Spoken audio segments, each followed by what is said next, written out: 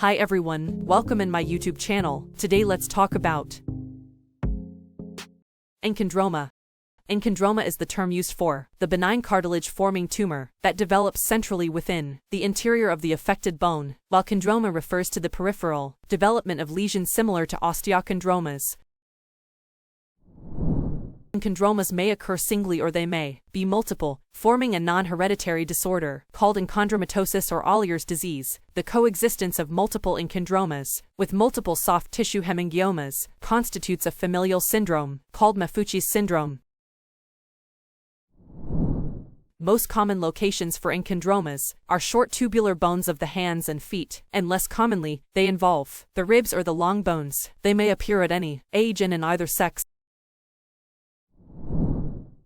Enchondromas, like osteochondromas, may remain asymptomatic or may cause pain in pathologic fractures. X-ray reveals a radiolucent, lobulated tumor mass with spotty calcification.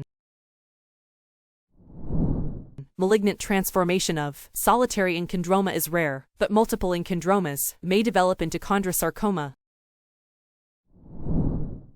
Morphologic features. Grossly, the enchondroma is lobulated, bluish-gray, translucent, cartilaginous mass lying within the medullary cavity.